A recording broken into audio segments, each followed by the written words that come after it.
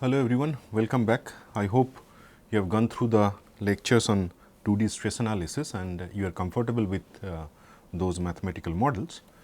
So, this is week 3 and our first lecture on 3D stress analysis.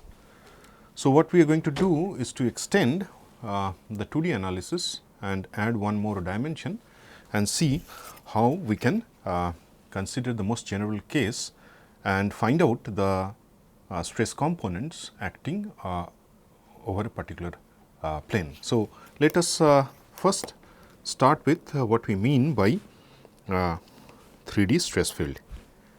Now, for that let us first consider a reference axis, and for the time being let us consider the Cartesian coordinate system we have. So, x, y, z are the three different directions we have, and note from the previous discussion we differ as we add one more dimension in our reference axis. Now, we have say a general body. Okay. Obviously, it is a elastic body, right. That means,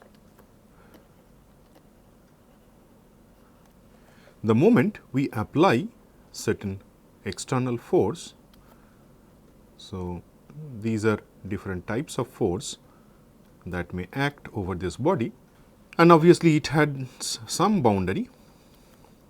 So, these are the boundaries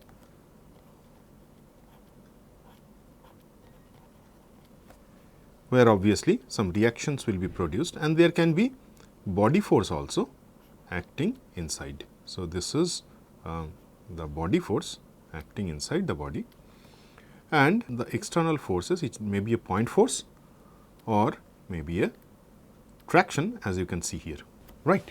Now, the moment all these forces act over this body, because the body is elastic one, obviously there will be some stress inside the body, and that will also cause some strain, and the moment it generates some strain, there is a deformation, right.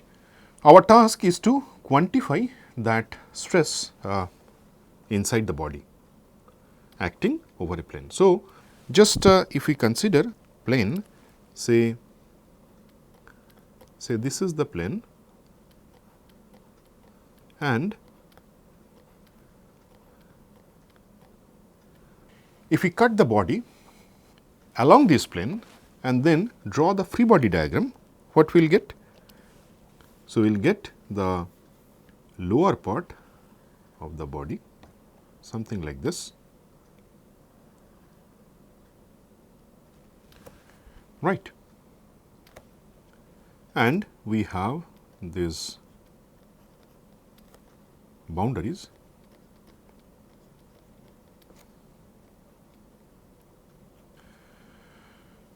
Then the moment we cut this body, and let us consider a small area, let the area be dA, a differential area, and then we can define this plane by the outward normal, right.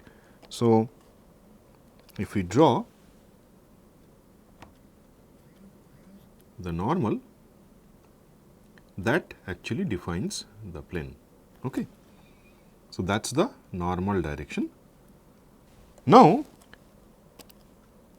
because we cut the body into two halves, obviously there will be some resultant force that will be developed, and this is T. Okay. Now, the other half, obviously, if we draw the free body diagram, will have at that same location a force, a traction, which is equal in magnitude, opposite in direction, and that is how both of them will balance each other and will maintain equilibrium, right. Now, obviously, this T is the force acting over this differential area dA, then we can also call it delta A, and let this be this traction over this differential area be delta t. So, if we consider the total traction over the entire plane, that will be the capital T. So, delta t is basically the force acting, delta t is acting over the area delta A. Now, obviously, this total traction T has 3 components.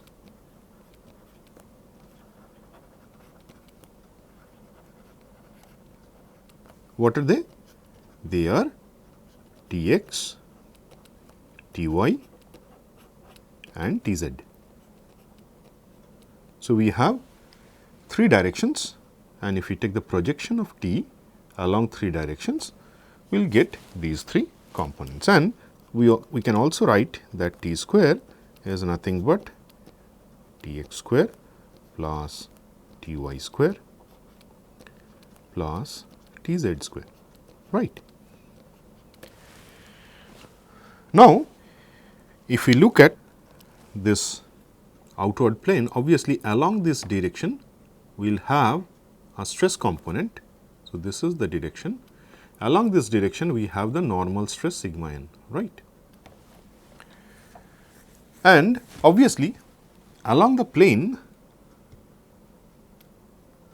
will be the shear stress. Then we can further write that T square is nothing but sigma n square plus tau n square, right. So, this is equation number 1 and this is equation number 2. So, sigma n is the axial, or we call it normal stress,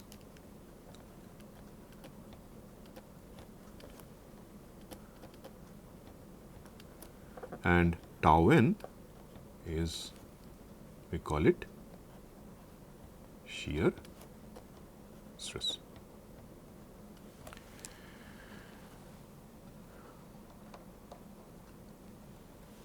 If I just quickly go back to the previous problem that we have solved, if you recall, we have a body like this one and the forces at the two ends, they are equal in magnitude, opposite in direction.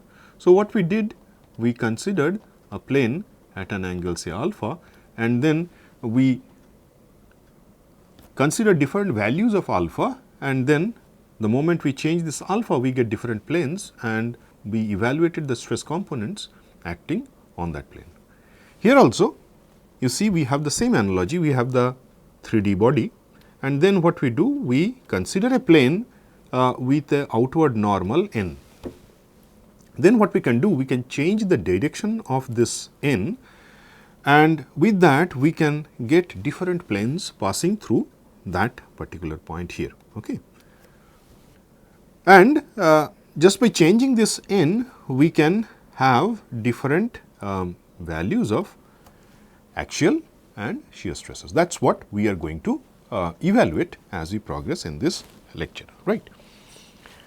Now, before we do that, if we consider a special case and we consider our, again, the same reference axis, and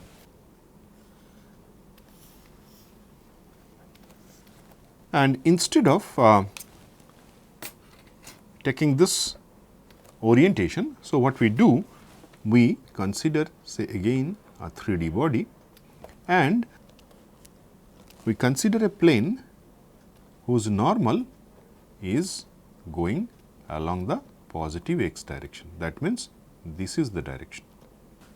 So, we have x, y and z, and now we have the outward normal is going this direction. So, we have sigma n is also acting this direction. Obviously, this is our x plane, right. How a plane is defined? It is defined by the direction of the outward normal. So, this normal is going towards positive x. So, we have x plane, right. Now, in addition to this sigma n, obviously there will be shear stress acting over this plane at the resultant direction, that we can resolve into two components, right. So, one along y and one along z. Okay. So, what are the stress components acting? Sigma, obviously xx, then we have tau xy and then tau xz. All of them are acting on the x plane. Similarly, in y plane, we have the normal stress sigma yy and the shear stresses tau yx and tau yz. And in z plane, we have normal stress sigma zz and then tau zx, tau zy.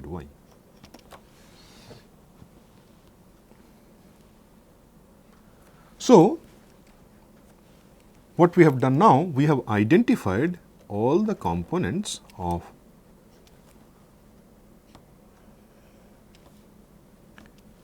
stresses acting in 3D, right. So, this is basically the stress field.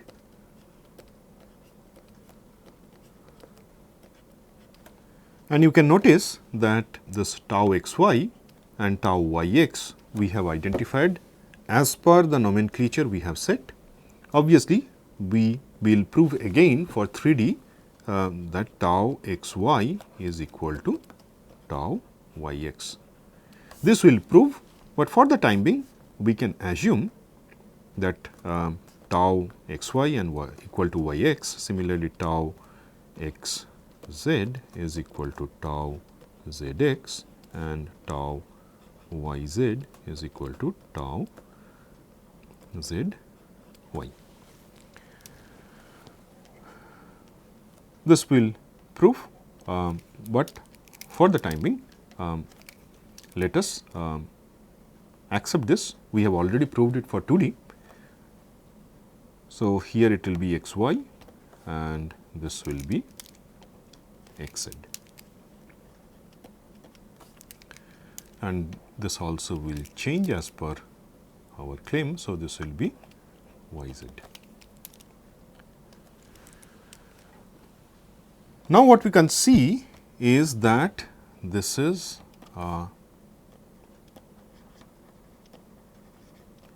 symmetric matrix,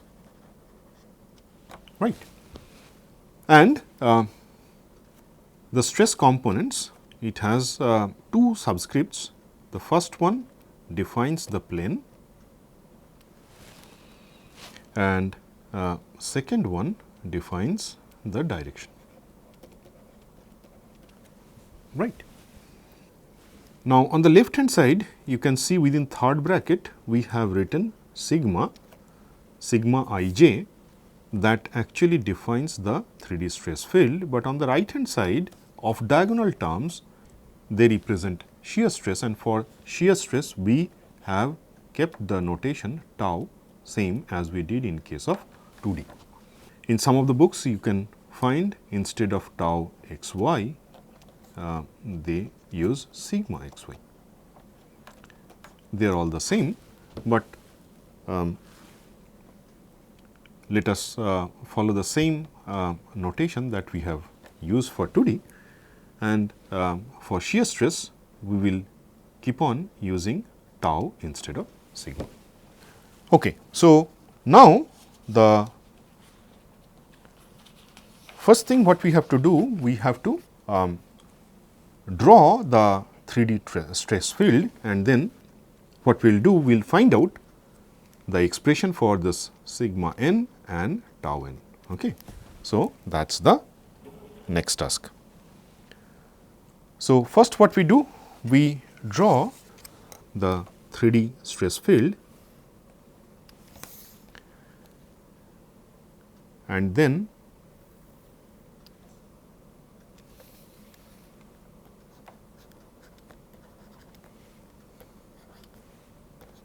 let us draw the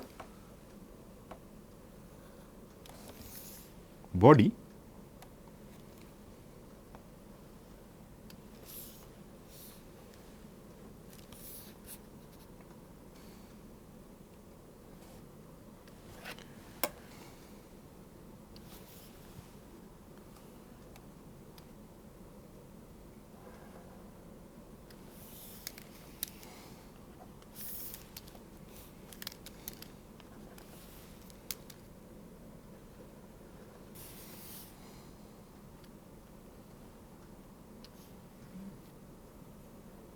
Okay.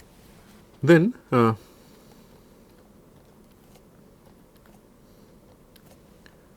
this 3-dimensional body, it has 3 sides. Let us use a different color. So, on this face we have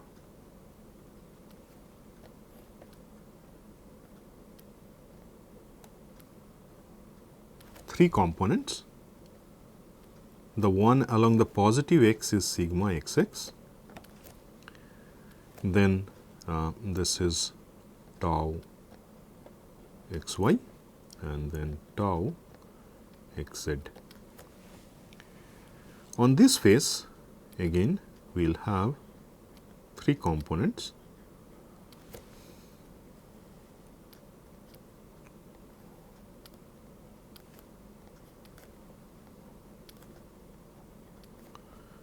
So, this is sigma zz,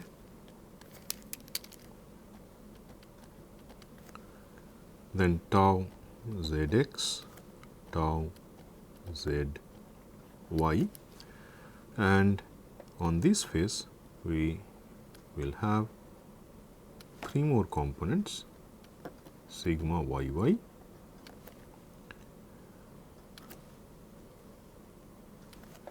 then tau xy, tau yz. We have 3 more planes. One is here,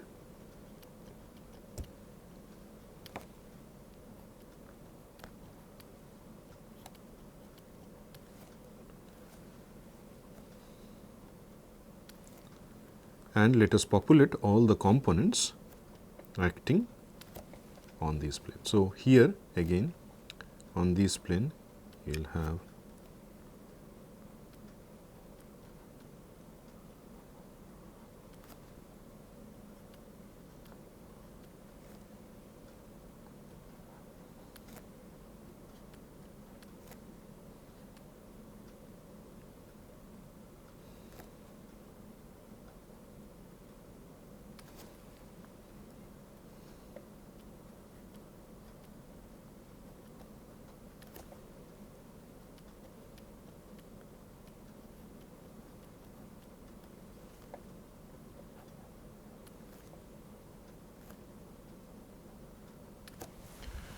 okay.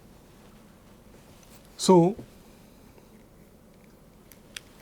what we are going to do is we are going to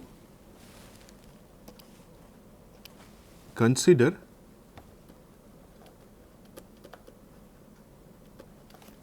a plane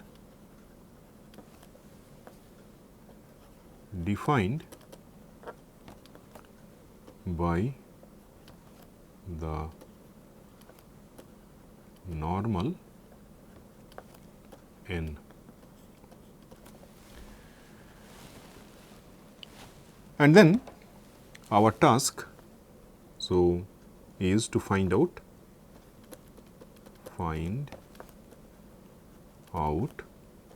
sigma n and tau n. So, that is the task we are going to address.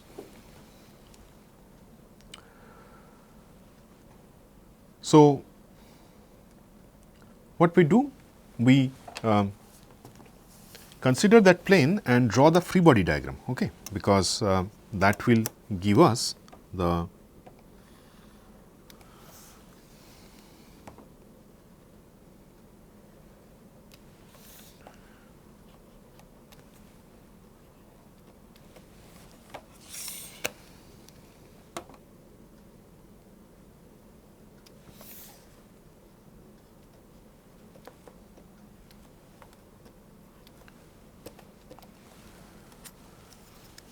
So, what we do? We draw the free body diagram. First, we consider a plane. Let me draw the plane, say this is the plane we are talking about. Say this is the plane.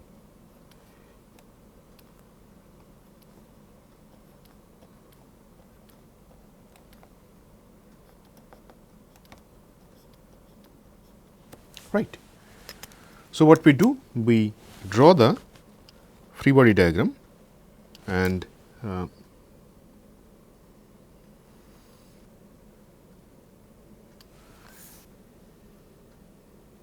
so over this plane we can draw the outward normal. Let us draw it. That is the outward normal defined by n, and let us identify the component of stresses acting over this plane. Okay.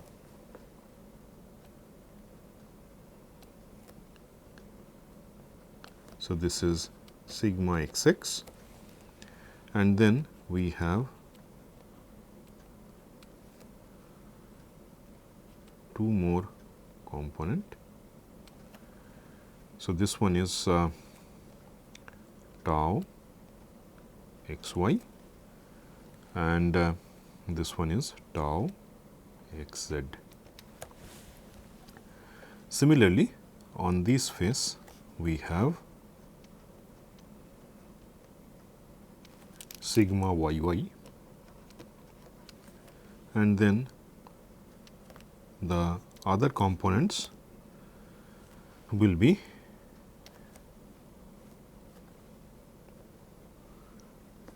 so this one tau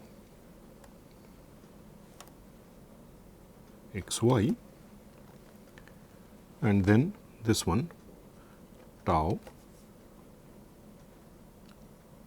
y z. On this surface we will have sigma z z, and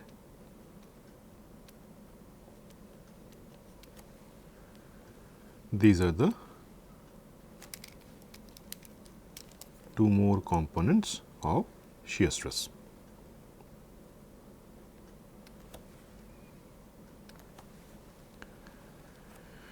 Okay, so let us write down the name. So, this is tau x z, and this one is tau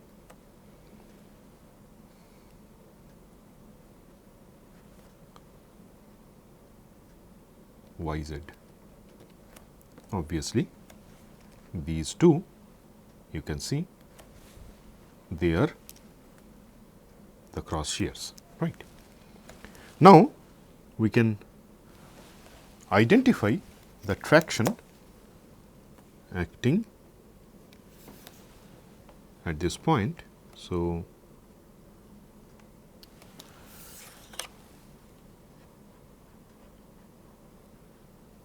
that is T. Obviously, it is going to have three components. So, T, it has three components, T x, T y, T z. Now, let us also mark the corners. So, this is say A over x axis, then B over y axis and C over z axis, and the origin is marked as O. So, what we can do? We can apply force equilibrium along x, along y and along z. For that, what we have to do? We have to identify all the forces acting along these directions, and then we will sum them up and equate it to 0.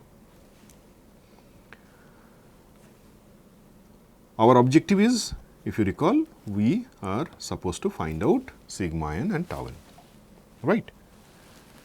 Now, the area ABC is say A, right. Obviously, area OBC, so we can identify OBC is A times nx.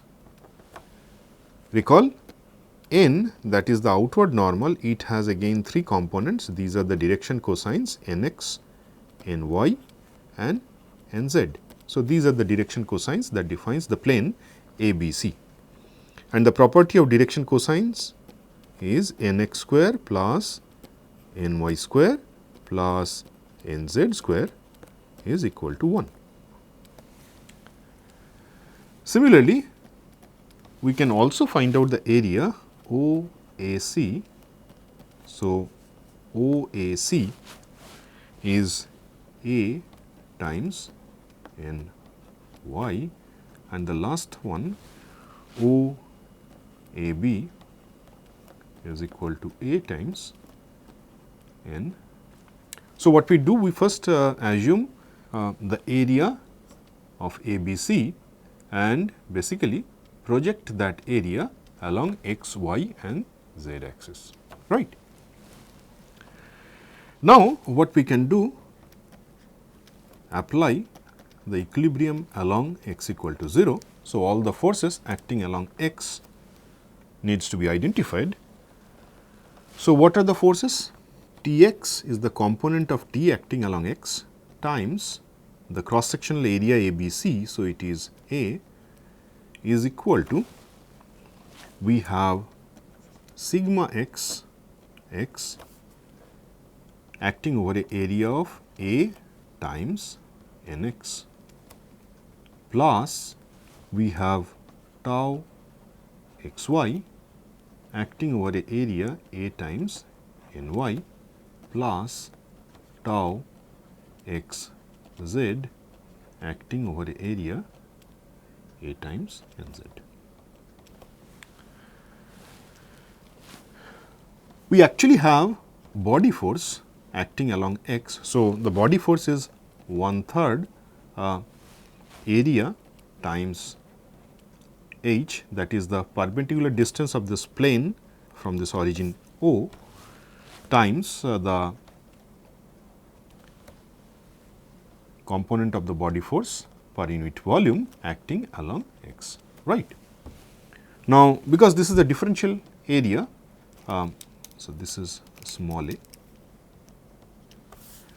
Obviously, we can actually neglect this is very small. So, neglect it to 0 and then let us not consider that component in this equilibrium equation.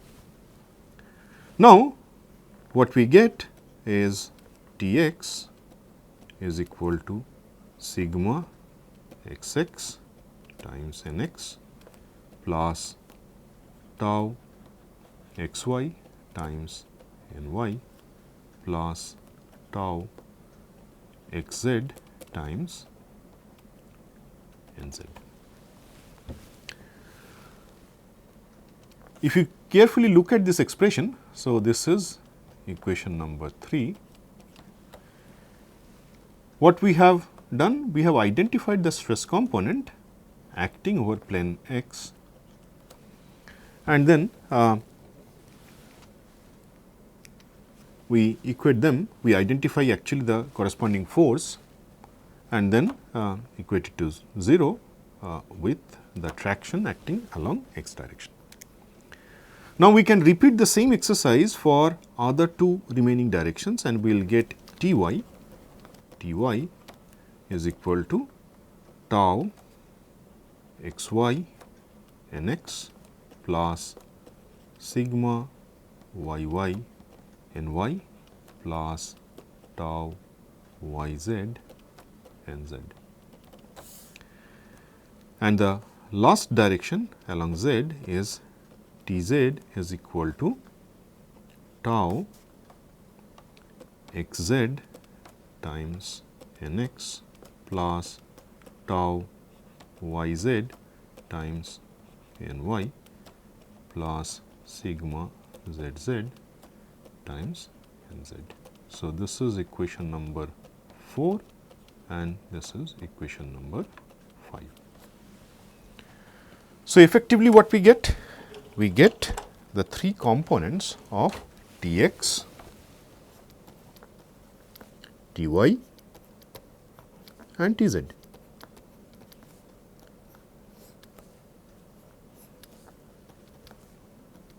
So, we started with the 3D stress field. If you recall the stress field, we defined sigma xx, tau xy, tau xz, then here we have sigma yy, tau yz, sigma zz.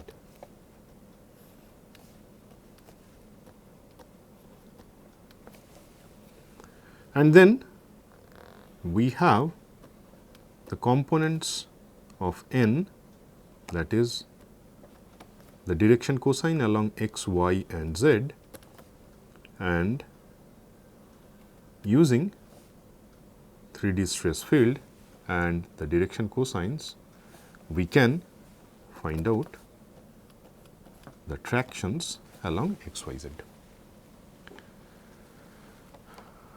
Right. Now, if we go back to the diagram again, our sigma n is acting along normal direction. So, along this we have sigma n. Right. Now, from this diagram what we can write is sigma n is equal to Tx times Nx plus Ty times Ny plus Tz times Nz. And then from this expression of Tx, Ty, Tz, what we can do? We can write the expression of these components, right. Let us do that. So, we have Nx, then within bracket we have sigma xx Nx plus tau xy times Ny plus tau xz times Nz plus Ny, within bracket we have the expression of Ty.